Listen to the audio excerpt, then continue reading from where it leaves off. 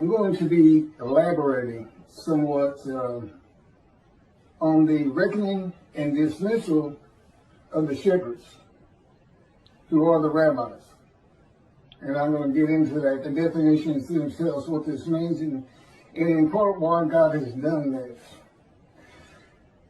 One thing I want to make emphatically clear, since I hadn't heard one word from a rabbi, and I'm quite certain, as a group, maybe not all, as a group, they had no idea there'd be a reckoning and a dismissal by God. They would not enter the scroll of remembrance, which means they don't see God's heaven for the Jewish people, which is something you do not want to miss.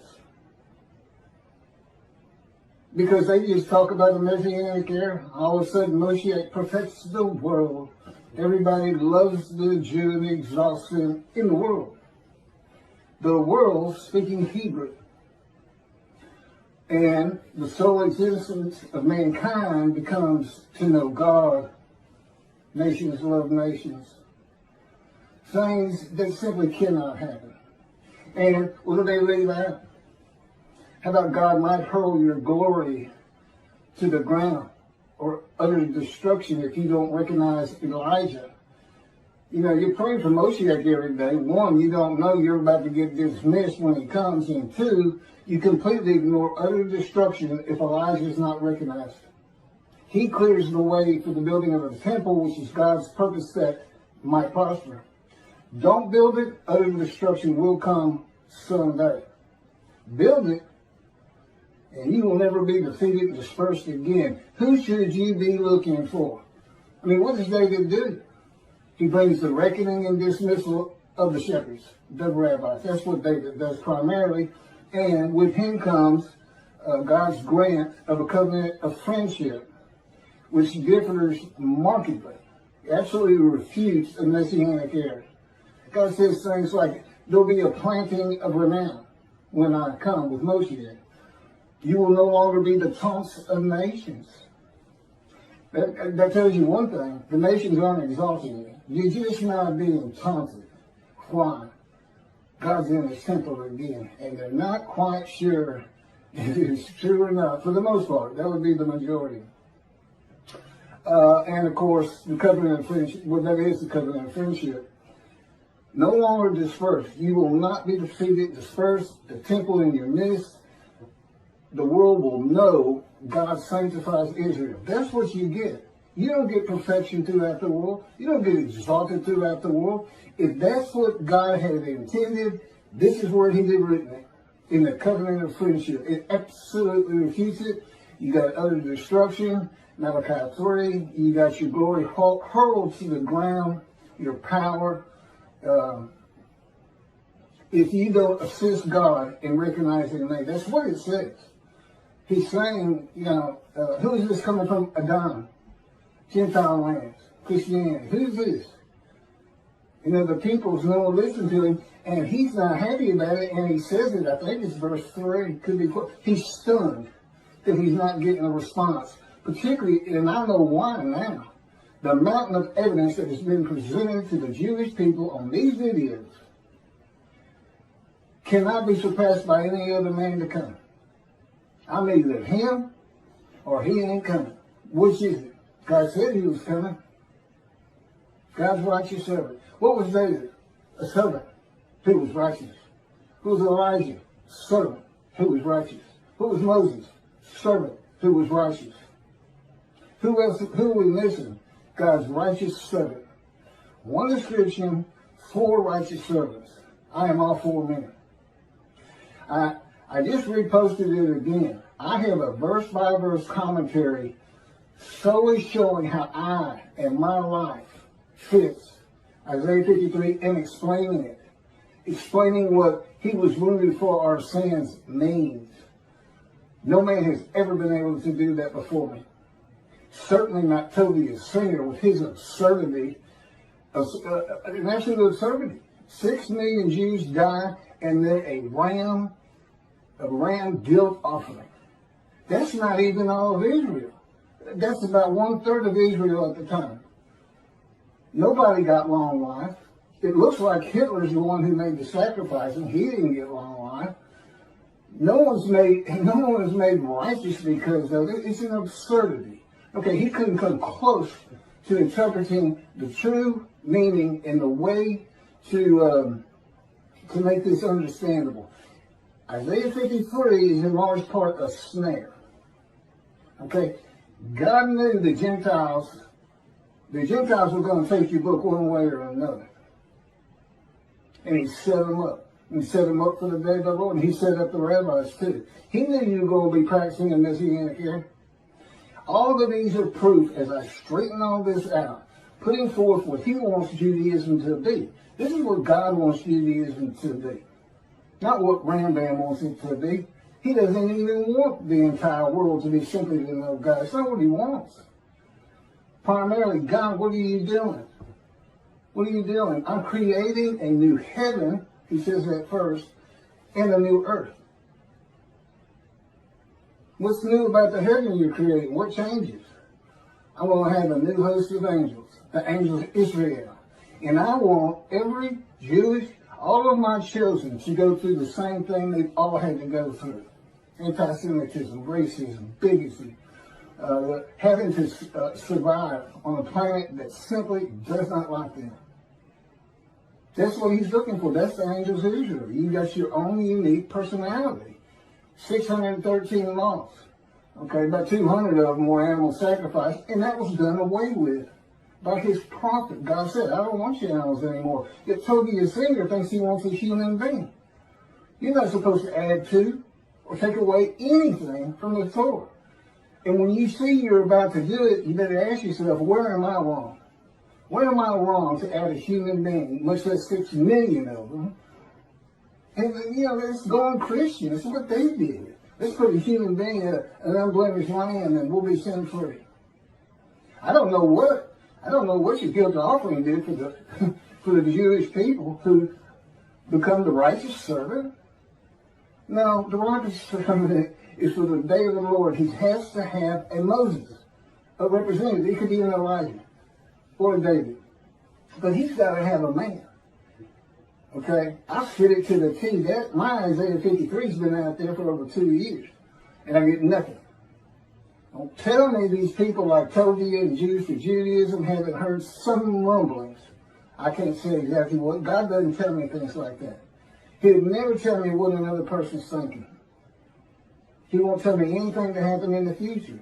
If I can't find out an answer of my own, then I don't find it. They don't give it to me. You know. But,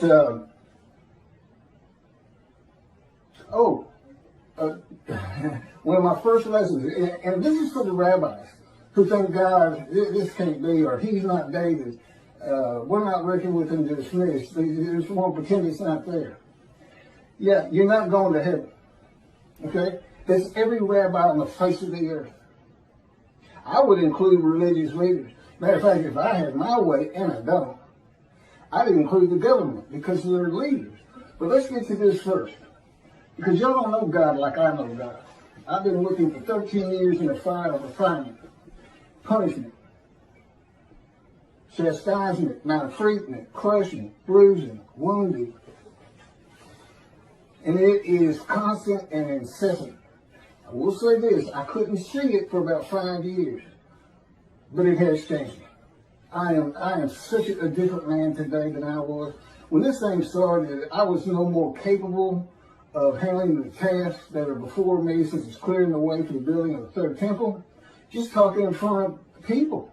I was a lawyer, but I was a book lawyer. I didn't like talking in front of people. Matter of fact, I can't remember a time I ever had. I wasn't sociable. I was a loner. All that's different now with God in me. The Spirit of God, you know, I'm in my spirit, and my spirit's in me. Guess what? God's in his spirit's in him. It's the same thing.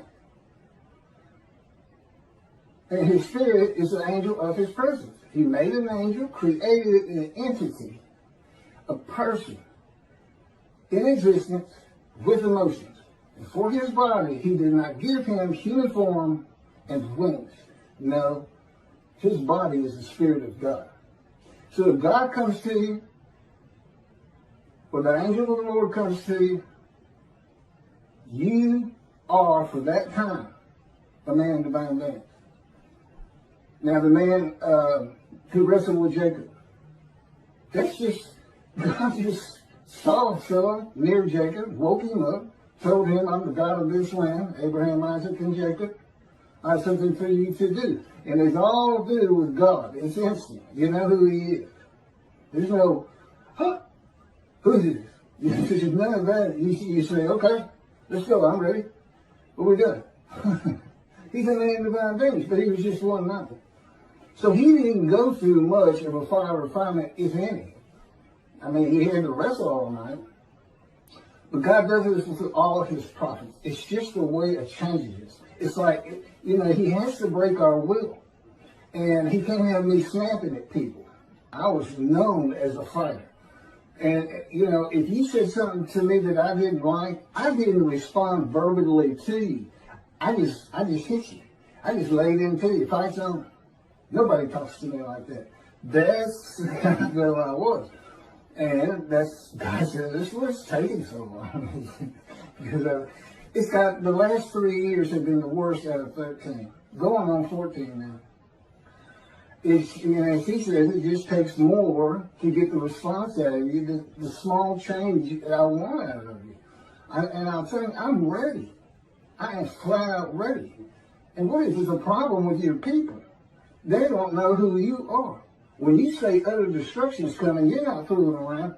Here's what, you know, you kind of get one personality of God in the Hebrew Bible. You know, it's not far ranging. But what he showed me is based on the following. This is one of the first lessons he gave me. And anybody can look at this. I don't have my glasses on. I'll get through it the best I can. But this is the chapter that leads to the purpose of the Temple Mount. And it's 2 Samuel chapter 24, verse 1. The anger of the Lord arose. Okay, I gotta get my glasses. Bear with me.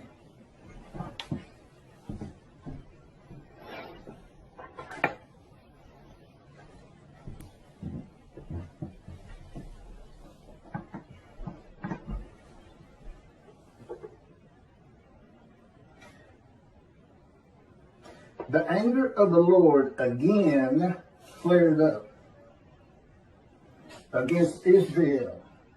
And he incited David against them, saying, go and number Israel and Judah.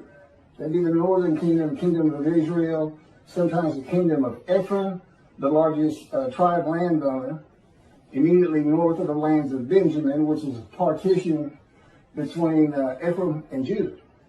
And Benjamin is considered part of Judah because that's where the kings rule from. Go and number them. Apparently there's some problem in taking the census. I don't know what it is, but he incited David to do it, and then he put him into a three-pronged test. Do you want me to come against the people? Do you want me to come against you? And one other one. And he said, let it be against the people. Let no man take me. And God did. And he kills pestilence. And 70,000 had died almost immediately. Now, did God just go down and kill 70,000 Israelites? No. He takes the credit for it. It just makes him look mean and tough. Listen to everything I say. The pestilence was already there. God could see it. He knew it was coming. And he does this a lot. He says, I will come with utter destruction. No, his creation is going to utterly destroy Israel. I would suggest, he won't tell me, I would suggest we're talking nuclear bombs from Iran right now. Someday. And they'll do it. They will do it if they get it. In any event, that's how. Oh, and it's interesting, the numbers are different. The census numbers are a little bit different from what I'm about to read in 1 Chronicles. And so is the amount of money paid for the Temple Mount out of David's pocket, is what he makes it sound like, but I'm sure it was the kingdom's money. I would think so. I don't know why he'd have a separate side job or anything. If you'll turn to 1 Chronicles, chapter 21, it's a strange story. It even says it's a strange story somewhere in here. Maybe there's a footnote. Satan arose against Israel and incited David to number Israel. And then you get the same story. You know, David realizes what he did was wrong. See, he incited him. He didn't go tell him. He went to a prophet who told somebody and this and that. And then David was all wanted to be in repentance and was sorry he had done it. And again, I don't know why it's bad. They won't tell me. I've asked them right before we started this. They'll know. So, what do we have here? Satan incited David, and God incited David in the book of the prophets, and in the writings. In the writings, it's Satan.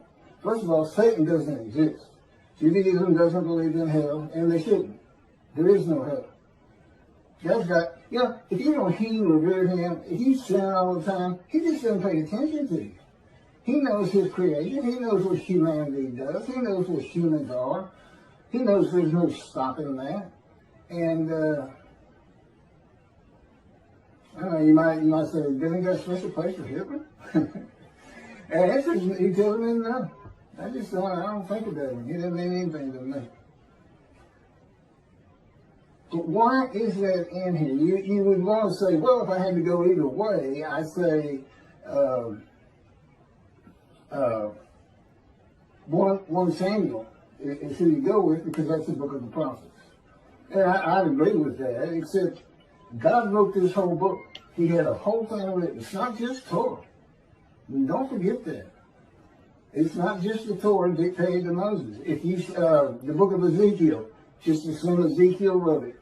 Might not be the case, might not be all of it, but, you know, just go with that. Whoever the main character is, they wrote it for God, because if he's talking to you, and he's going to be with you quite a while, like in writing one of these big books of 70 chapters, you're going through the fire of refinement. Moses went through the fire of refinement. You know how you know?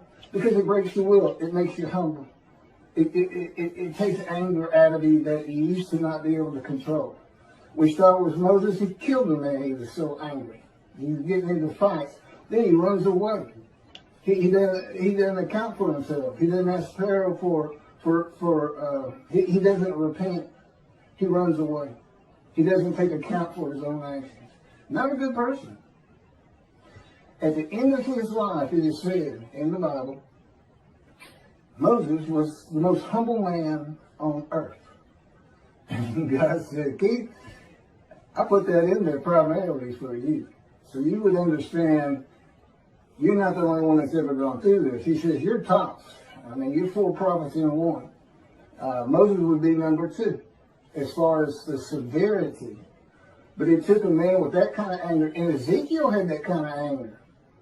He said, I wanted a spirit seized me, and I went in bitterness and the fury of my spirit in the hand of God.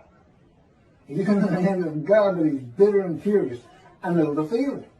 That's the fire of refinement. That is the key to understanding Isaiah 53 and those words. A man is wounded, chastised, brushed, bruised, maltreated, so that I can go to those who are suffering guilt for sin and have the ability to make them understand God is here. Go to Judaism. Be observant. Stop sinning. Your guilt will go away. I offered myself to go through the fire of refinement so that I could remove your guilt. That's what it's all about. That's the first 6 verses, the witnesses. Wounded for our sins, bruised for this, crushed for this. Okay? And it's just for me to be prepared. Now, he didn't even ask Ezekiel. He didn't have to ask me. You don't say no to him. He's God. You don't say no. You say, okay. I've said, okay, a million times, I believe. But, so to explain this, God says, just imagine a scale with the finest, goodest, nicest, kind, merciful person you could ever meet. And down here, put Satan, the meanest, most vile, brutal, doesn't care about your pain. And he can go all through it. Okay? He literally decides what emotions he's going to have. Now, I'm in the fire of refinement, and I call this the black hat, this the white hat. This is what he told me. And we have a lot of good times in here. I mean, there's a lot of white hat. And the Holy Spirit's always in the white hat. He can be a troubler sometimes, but, you know, it's kind of set up by God, where he's sent to incite things. And then the black hat. This is where he is with me most of the time. The fire of refinement. But we get over here. The point is, he's not just listen to what I say, or I'll put a pestilence on you. If you don't stop sinning, I'm going to exile you. I'm going to take your temple. That would be someone over here, not necessarily to Satan, but he said that's why that was written that way. So I can tell you about it. But he's really, I mean, when he's flat out in the middle, I just love that personality. It just does me well. So he wants me to tell the Jewish people about him. And my story, there's a lot I can't get into. I mean, he told me two things right off the bat. One, I don't care about your pain. And there's nothing I won't do to get you ready. There's no low I won't sink to. I will lie to you. And yeah, I know it says God doesn't lie. In the fire of refinement, he does. Anything to incite me. That would come under chastisement. Wounding, slamming me to the ground. He's broken my chin open 2 or 3 times. Cracked my skull. I got a nerve that's bad. Black eyes, skin off my face. That's wounding. And you ask yourself, what is this really doing to change me? But it eventually does. I still don't understand it. I told him I never understand it. But indeed it's working.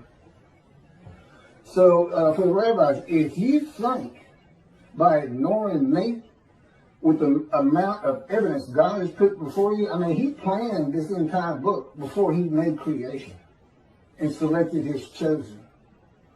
The entirety of it. That's why you only see angel of his presence and Holy Spirit one time. Judaism says Holy Spirit is not a person. There's plenty of evidence in the scripture that he is, and I can tell you personally he is. And he's a great little person too.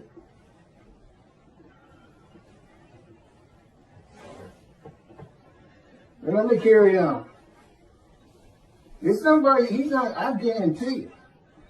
If Toby, a singer in Jewish for Judaism, was sitting back there going, well, we make money. Oh, that's what they wouldn't say, we make money on Isaiah 53. Or we can't say we're wrong because of your arrogance. And the ignorance that you show in your commentary just defies logic to me, because God told me from the get-go. I was an atheist for 50 years, had nothing to do with religious people. He said they're very intelligent people. Judaism is well-based, on the ground, all makes sense. This is what he told me in the beginning.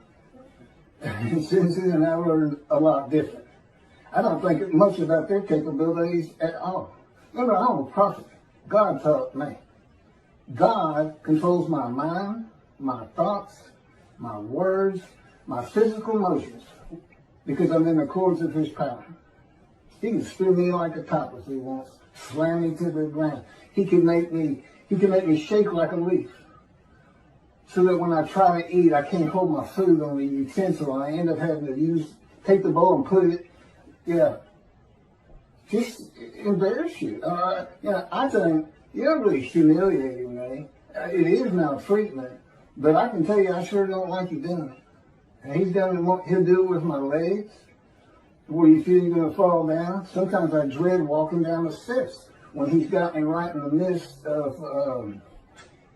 He calls it a 3-day thing, where which is at least once a week, if not twice.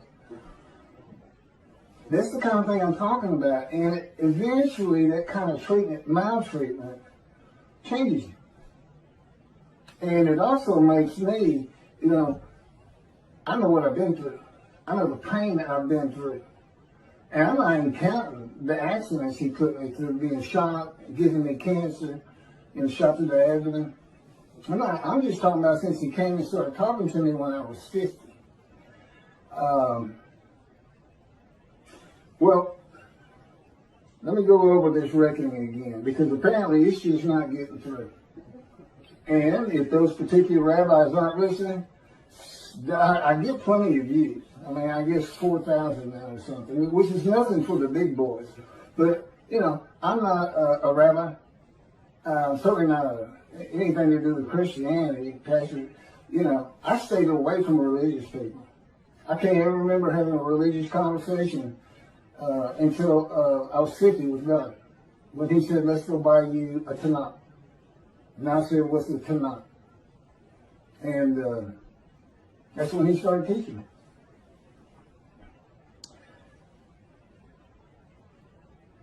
Thus said, apparently this, I don't know. I don't know the answer to this. I'd love to hear it. Why don't you know about this? Thus said the Lord God, I am going to deal with the shepherds.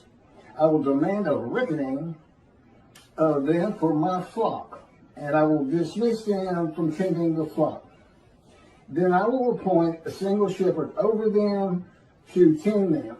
He shall be a shepherd to them. I, the Lord, will be their God. My servant David shall be a ruler among them. Not a king ruling over them, among them. In the Mishnah Torah, Brandman's got 2 chapters on King David, and he's making every bit of it up. He's thinking, what would the Davidic dynasty be like today? And off he goes. None of it's in the Bible. None of it. King Moshiach will study Torah all the day and all the night. No, he doesn't. Not even close. Because they got the Torah down. I don't need to, I know enough about it. It's not like I haven't read it, but it's not like the prophets. And to some extent, the writings.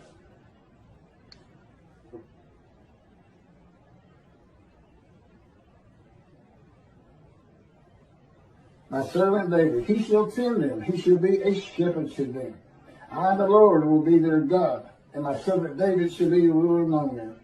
I, the Lord, have spoken, and I will grant them a covenant of friendship. Again, it is so far removed from the Messianic era. Why don't the rabbis recognize that? You won't be the tongues of nations. You won't be defeated and dispersed again. His sanctuary amongst you, the world will know he sanctifies Israel, a planting of renown.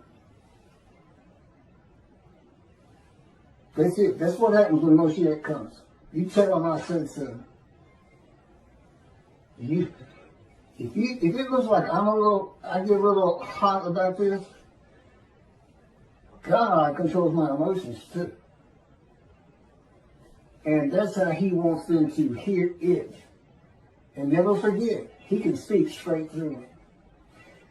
As a rule, he's always speaking through me since he controls my thoughts and my words. But it's always based on my personality. He can change that. He can change that. But if you're not a believer in a man divine being, it doesn't help. You just think I'm putting on an act.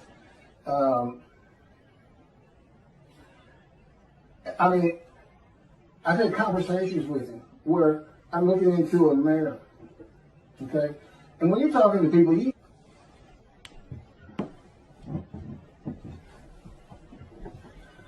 You know what your demeanor is. You know what you're sounding like and what you look like. And I'm looking in a mirror, and again, according to His power on me, I literally had a conversation with Him. And I look in the mirror, and that's not who I am in that moment, and it's not what I sound like. And, it's just my lessons. I had lessons all day long, and I had for 13 years. I mean, He's doing something with me all the time. And primarily, again, it's controlling my mind. It's based on my capacity as Elijah to teach you how you can think in heaven. Your spirit reads your mind.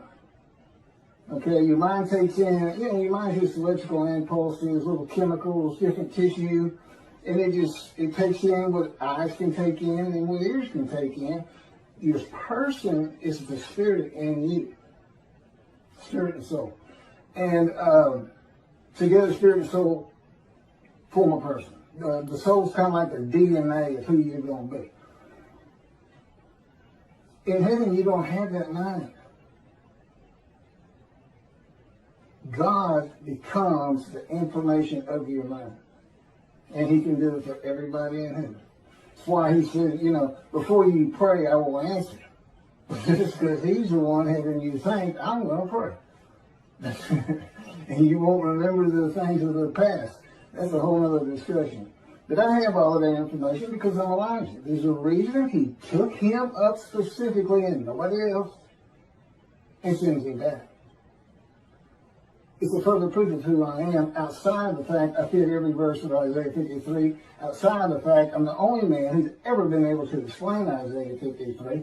The fact that despite your greatest minds, Jews for Jews, Toby the singer, and everybody else who makes commentary on it, have never been able to figure it out. You can't figure it out if you're not the righteous servant. And I couldn't see, I read it the first time, I said, well, what is this?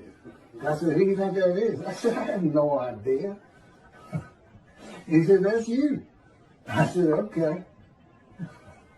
This is in the verse 2 years, I can't remember exactly when. Okay, now these words are used. My servant David shall be king over them. Be one shepherd for them all. King, prince, shepherd means leader. That's what it means. I won't be getting to that. Just leader. This is words of leadership. It's not a Davidic kingdom. God knew all things from the beginning, and He knew when He had the day of the Lord, Israel would be a democratic free country. There's no place for a kingdom. You want a kingdom, go live in Saudi Arabia.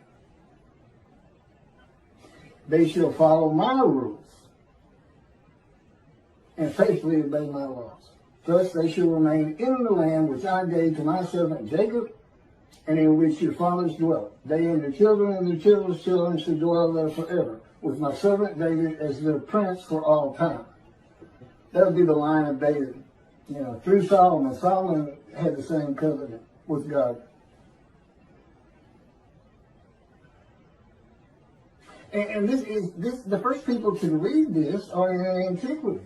They understood king and prince. And back then, I can't fault Rambam too much, but today we know better because it's a democratic country. It's just that not Middle East, I guess, has got the most kings and kingdoms anywhere in the world, but anyway, God knew. He knew Rome was going to destroy the second temple. The dispersal would occur. The diaspora begin, which is away from the promised land. And He knew they weren't going to just come back of their own, but that, and He didn't cause it, despite what Toby the singer says, but that the world would drive them back one day. He knew it was going to be ugly. But, He said, well, why didn't you come help? Why didn't you come back? You're not supposed to be out there. You got to learn your lesson. That's some black hat there. You see that? Don't forget, He is a celestial being. He is not human. He has emotions, but He can actually operate His emotions, whereas we can't. We can't to an extent.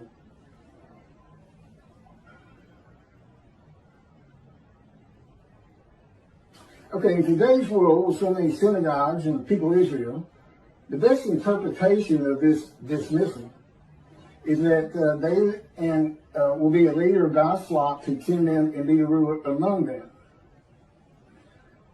Like a rabbi, a person with knowledge, a teacher. But I'm not getting ordained or anything.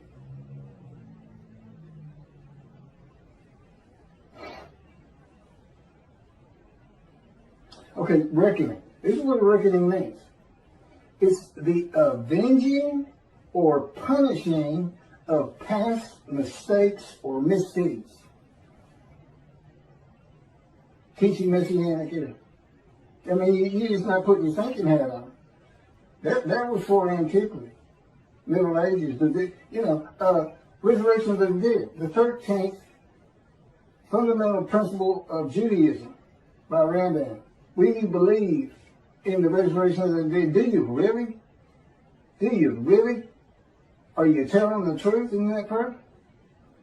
We've gone through the age of medicine, science, knowledge. We know you cannot resurrect a human being from dust.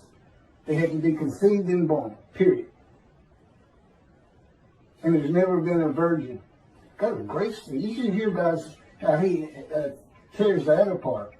That woman with child, Isaiah's concubine, he's married to the prophetess, and this child, Emmanuel, doesn't learn right from wrong until he's 9 years old. My question is, why isn't he Jesus? If his mother is a virgin, why isn't he Jesus? I'm going to put it to you. I'm going to be the greatest anti-missionary of all time, particularly, though, because eventually the many and the multitude are going to be telling the world who can believe our report. That's him. Who is arm of the Lord been revealed on? That's him. He knows too much. It's impossible to deny what's happening here. It's impossible to deny that there are rabbis who have heard me and are ignoring it. What about Elijah? Rabbis who ignore? Because I'm Elijah too. What about that? You want to be responsible for utter destruction? How many millions you lose in the Holocaust? 6 million? How many Israeli Jews do you have right now? Well, 7 million. You ready to up the ante on that? How many Jews can we kill at one time? You're not going to recognize David. You don't get the covenant of friendship. And it doesn't go into. I have both covenants. Sin forgiveness in Jeremiah 31 that puts Torah on your heart, and friendship. And God wrote, when he was dictating to me the book, Isaiah 53, the day of the Lord, he actually has it stated that when these books are published, the covenants go into effect. Well, as you can imagine, I can't get them published. And it has to be a big-time publisher who can distribute worldwide and market worldwide. Because all Jews have to read it and know they're sin-free in the Holy See. It's part of also being Elijah. Come back to Judaism. And the righteous servant, 53. Makes so many righteous. Well, in effect, I've already done that with the covenants when the books are published. If there's any rabbi who'd like to step out of dismissal and see the heaven God is creating, contact me. I'm easy to talk to. I was a lawyer for over 20 years. Had clients, coming in, had to be friendly.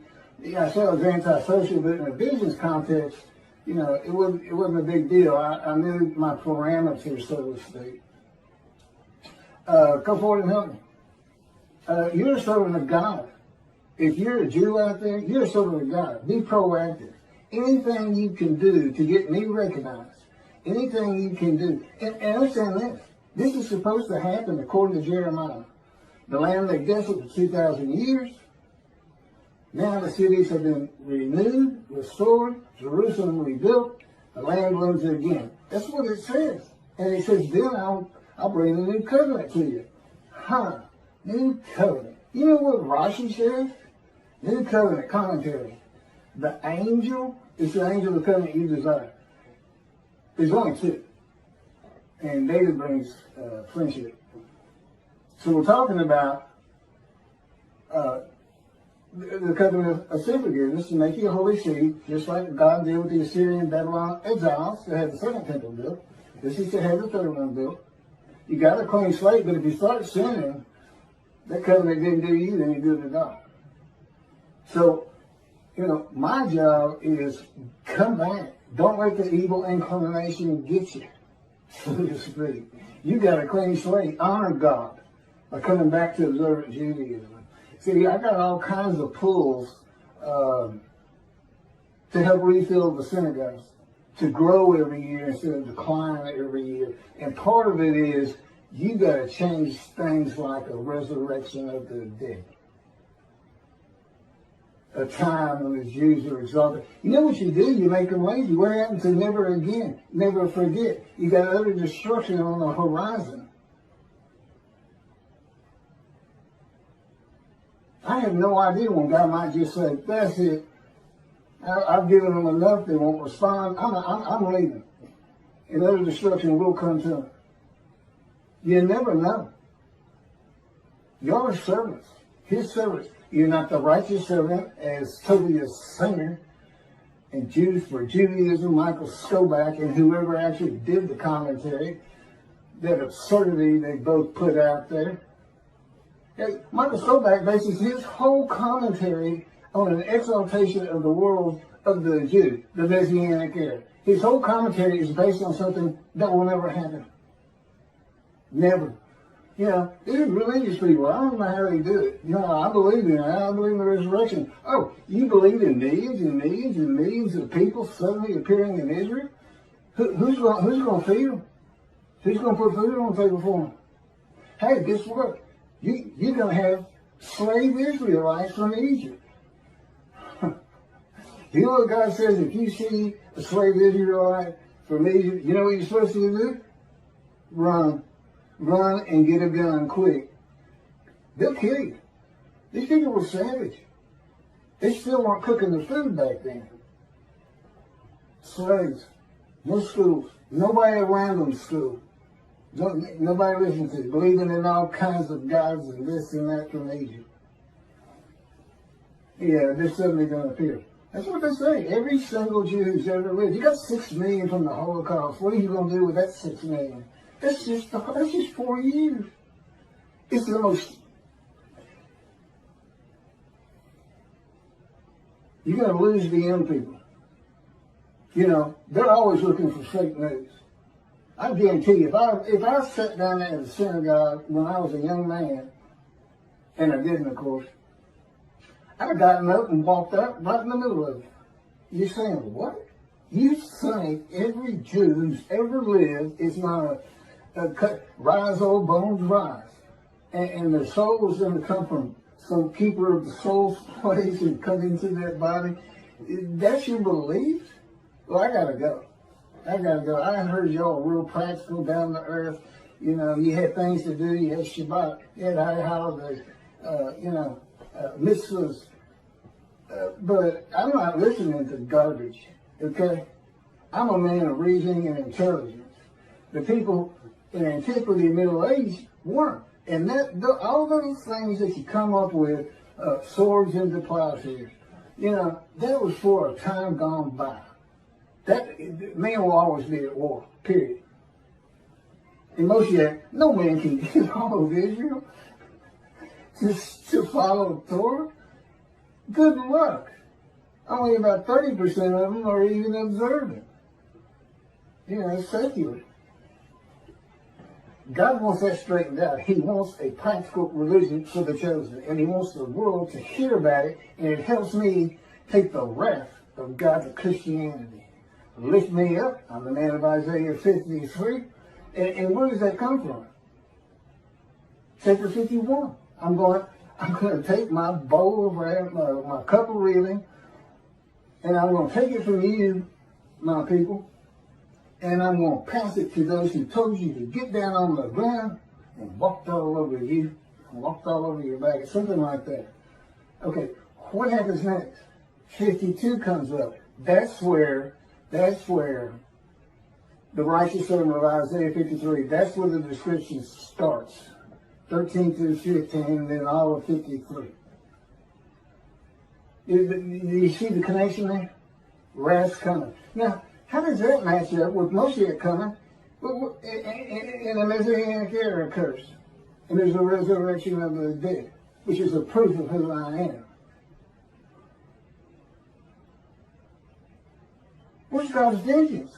Where's the doom upon the nation in Psalms 149, in Psalm 149, ending in 150 with an exaltation of the Lord, which you can think of as, we're building the temple again. And by the way, it doesn't have to be on the Temple Mount. It's got to be on Mount Zion. Two things. One, it's not big enough for what God wants. He'll give me the plans when necessary. It's kind of like, getting the plans for the Timonese or, anything. He'll give it to me. I give it to the right people. But they got to recognize who I am. You believe in the Messianic era, but you rabbis, God's got to force your hand. That's what this is about. He's forcing your hand. And he's putting the destruction of Israel on your shoulders. And I'm not going to stop talking about it. And how you ignore me. You can't find greater just because it's not your faith. He says he's not a resurrection of the dead. I can't listen to him. I've never heard of the reckoning and dismissal. They're arrogant and they're ignorant. To me. Now, in regular society, they're real intelligent people. They can fool the flock, who are just aimless sheep. They can't fool me, because God's in me. He won't let it happen. And so I can incite them. You tell either one of them, if they want to debate, don't call your singer who says he'll debate anybody on 53. You tell him I'm ready. You tell him I'm ready. And he better take some sedatives before we get there.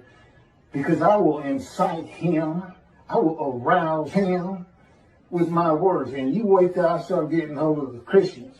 If you've been reading the details and watching my videos, you see I've got some powerful things to tell them, and I will not hold back. Remember, I'm not the most humble man in the world yet. This is the kind of person Moses and Ezekiel was.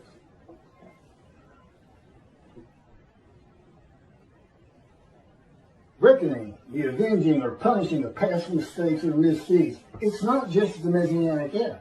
How about these two, Tobiah and Skobac, Jews for Judaism? I can't imagine they really believe what they're saying. They probably had to work and work. How can I explain this part? Tobiah's language, it just scares me because in the beginning, I really thought so highly of it years and years ago when God started teaching me and listening to the radio show. And I was learning things from him. He's got a lot of knowledge.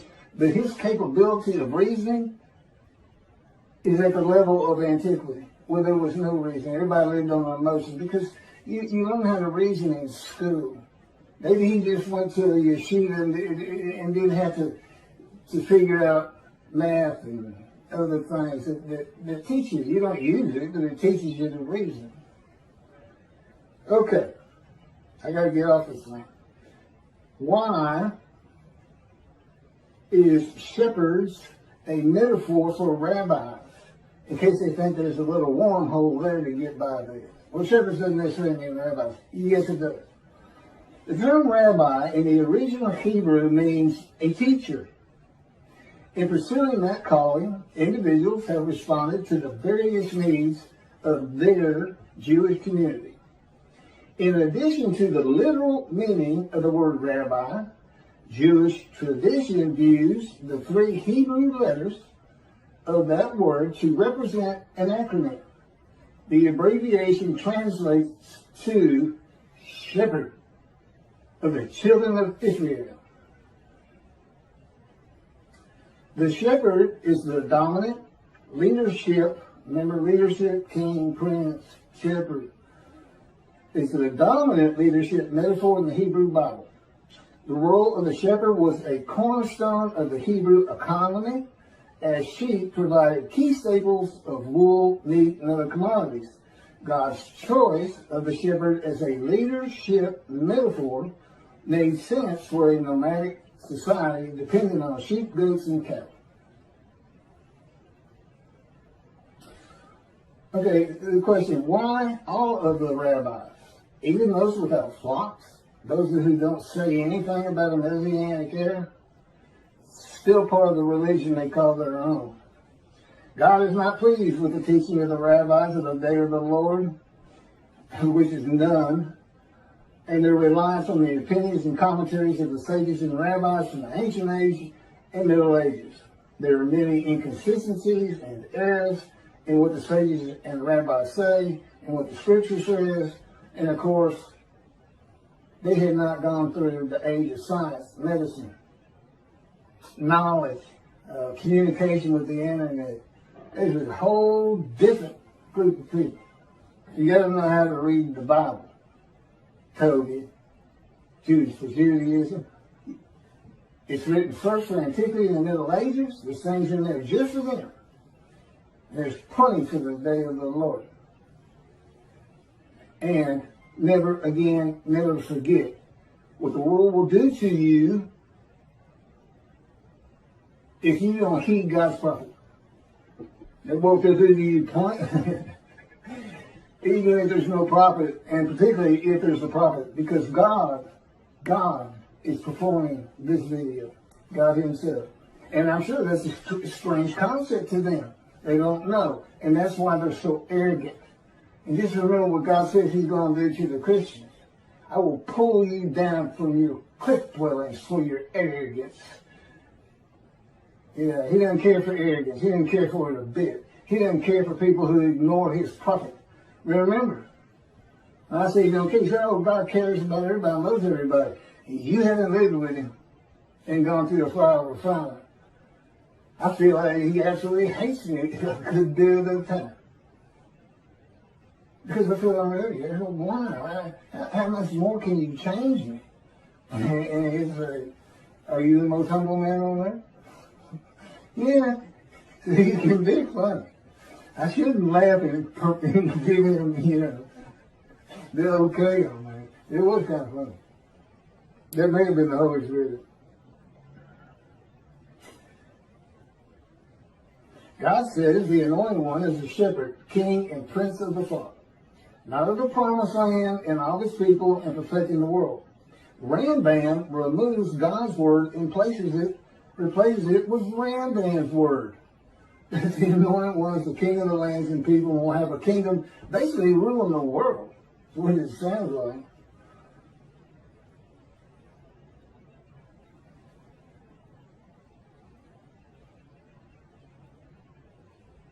God says the prophets were rarely listened to by religious leaders in biblical times before he stopped speaking to the prophets. There's the arrogance. I know what I know, and that's my faith, and I don't care what you say, I don't even understand what you're saying.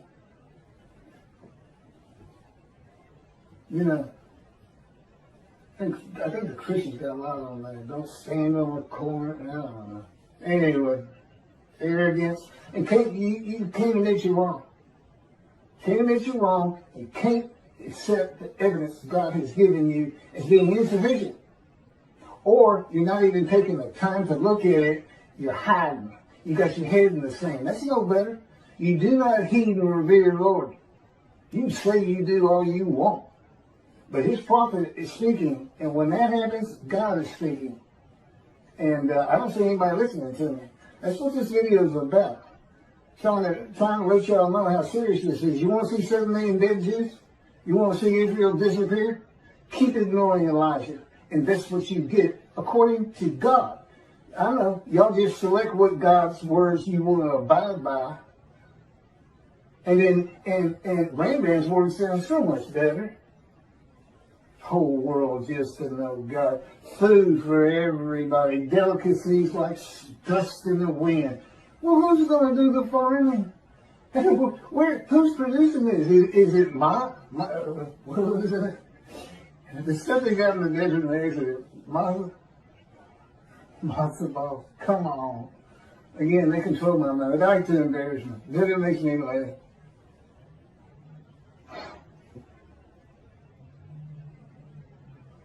Okay, all this comes from God, by the way. Interpreting and teaching what God actually says will not bring in many donations for the reason that the flock will want to know why God is going to have a reckoning with them and dismiss them. They will want to know what the sages and rabbis have done to anger God. The rabbis must learn how to read God's book, the Hebrew Bible. The two books he dictated to me explain what all that means. They must be read and taught to remove the dismissal. And if you're not a leader, if you're just an observant Jew, you go to synagogue and all this and everything, tell everybody you know. You're a servant of God. And his words come from me. This is when it's supposed to happen, unlike Jesus, who prophesied 5 times when he was coming back, and every one of them was false and failed. He didn't come back. He's gone. He's a myth anyway. He doesn't exist. If you see a Christian and they want you to ask you what you think about Jesus, tell them he's a myth. Don't tell them, oh yeah, well, he was fine. I hear this all the time. He was a fine Jewish, learned man. But I don't believe that he died for my sins. No, don't do that. He's a myth. He's not real. God has an excellent argument on that is put together in the book, and it's also on videos. It has to do with the scenes of the Dead Sea Scrolls.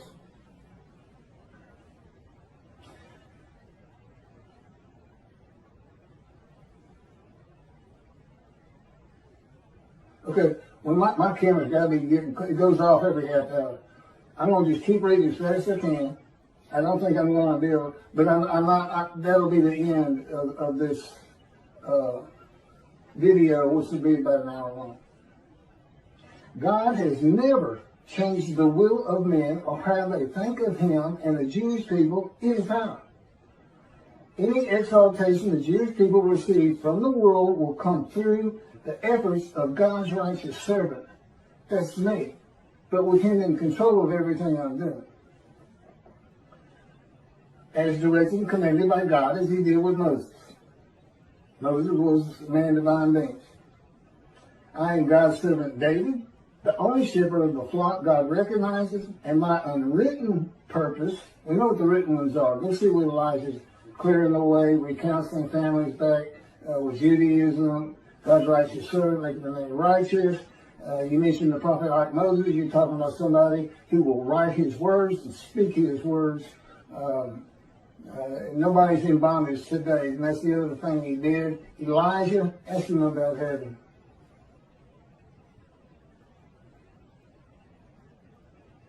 And my unwritten purpose is to teach the matters of the two books he dictated to me, to tell my stories of living with God and the angel of his presence, the Holy Spirit, what it is like to become a man in divine beings, a host of the Lord's host.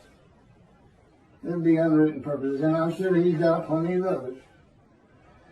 The rabbis have yet to heed me. I hadn't heard a peep out of them. Here's a man declaring he's Elijah. Utter destruction comes if they don't recognize me, and they don't want to speak to me. They don't want to get them books and read them. I know totally had for the most part, because nobody from Israel has read them. I'd be too embarrassed. And in his arrogance, in his popularity and stardom, he's not even checking it out. Total disregard for utter destruction and death of today, 7 million Israeli Jews. Utter destruction. They don't leave room for, some might get out. Good luck making it over to Europe. If they're going to make you, they're going to have you surrounded at the same time. It's about time they read God's books. It's scripture. It's not canonized. It may be one day. But it's scriptures divinely received, verbally given to me. Keep good at your computer. Write this down.